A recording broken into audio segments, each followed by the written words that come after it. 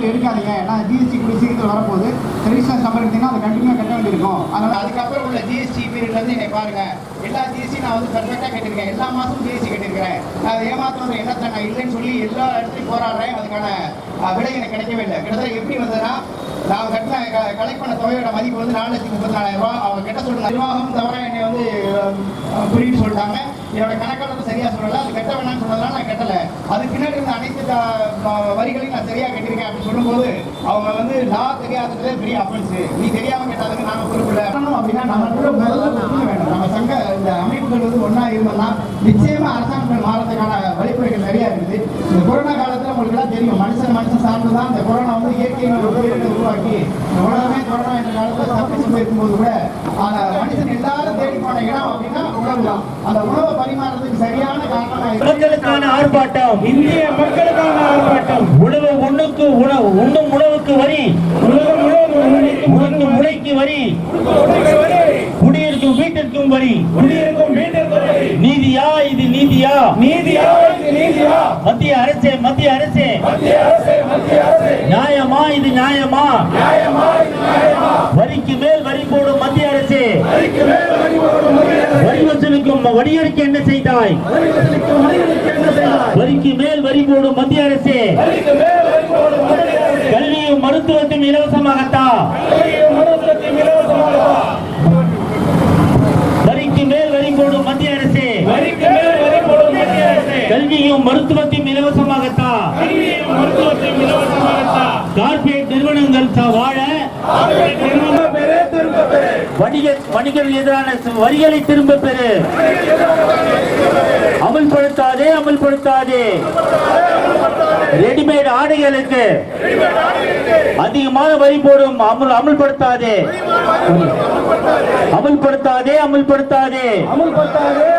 Readymade ஆடைகளுக்கு அதிக வரியை அமல்படுத்தாதே. திரும்ப பெறு. தொழில் உரிமை கட்டணத்தை திரும்ப பெறு. தொழில் உரிமை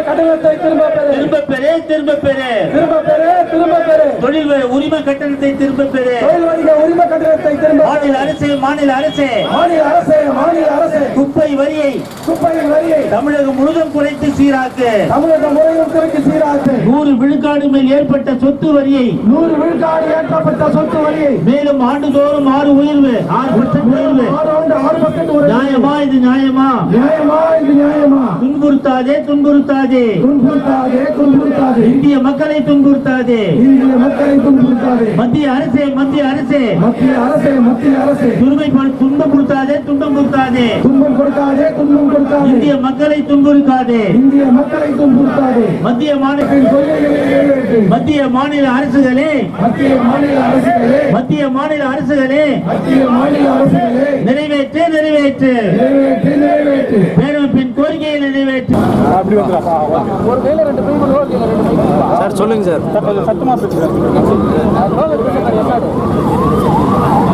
சொல்லுங்க சார். இராப்பா ஞானவேலு, வேலூர் மாவட்ட தலைவர், தமிழ்நாடு வணிக சங்கங்களின் பேரமைப்பு. இன்றைக்கு மத்திய மாநில அரசுகள் வணிகர்கள் மீது விதிக்கப்பட்டிருக்கிற வரியை எதிர்த்து இன்றைய தினம் தமிழ்நாடு வணிக சங்க பேரமைப்பின் சார்பில் ஆர்ப்பாட்டம். இந்த ஆர்ப்பாட்டத்தை நாங்கள் சொல்லுகின்ற கருத்து என்னவென்று சொன்னால், ரெடிமேட் ஆடைகளுக்கு 28 விழுக்காடு பரிசீலிக்கப்பட்டு ஆய்வுக்கு உட்படுத்தப்பட்டிருக்கிறது. அவைகளை அமல்படுத்தக்கூடாது என்றும், அதே நேரத்தில் வாடகை கட்டணங்களுக்கு 18 விழுக்காடு வரி என்பதையும், அபரிமிதமாக போடப்பட்டிருக்கின்ற குப்பை வரி, சொத்து வரி ஆண்டுதோறும் 6 விழுக்காடு என்பதற்கும் எதிர்த்து அந்த ஆணைகளை திரும்ப பெற வேண்டும் என்பதற்காக இந்த ஆர்ப்பாட்டம். மத்திய மாநில அரசுகள் இந்திய மக்களை எப்படி வைத்திருக்கிறது சொன்னால், சீனாவிலேயும் மக்கள் தொகை உண்டு, இந்தியாவில் மக்கள் தொகை உண்டு. அந்த தனிநபர் வருமானம் ஆண்டொன்றுக்கு $13,000, இந்தியாவிலே $2,700. அப்படி என்றால் சீனாவிலே $85,000 ஒரு மாத வருமானம் ஒருவர் பெறுகிறார். ஆனால் தமிழகத்திலே, இந்தியாவிலே 18,000 தான். இந்த நிலையில் இத்தனை கடுமையான வரிகளை அரசு விதிக்கின்ற பொழுது மக்கள் அனைவரும் துன்பப்பட்டு கொண்டிருக்கிறார்கள்.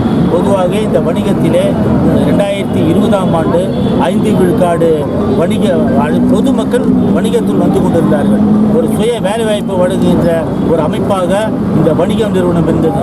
ஆனால் இப்பொழுது 10 விழுக்காடு மக்கள் இந்த வணிகத்தை விட்டே வெளியேறி கொண்டிருக்கிறார்கள். காலமாக வணிகம் செய்து கொண்டிருந்தவர்கள் வெளியேறி கொண்டிருக்கிறார்கள். கொஞ்சம் கொஞ்சமாக கார்ப்பரேட் நிறுவனங்கள் இங்கு வந்து ஆக்கிரமிப்பு செய்து இந்த வணிகம் எல்லாம் அழித்துக் கொண்டிருக்கிறது. இதை அரசு வேடிக்கை பார்த்து இன்னும் கடுமையாக போராட வேண்டிய கட்டத்திலே அரசு எங்களை தள்ளிக் கொண்டிருக்கிறது. இந்த நேரத்தில் தெரிவித்துள்ளது.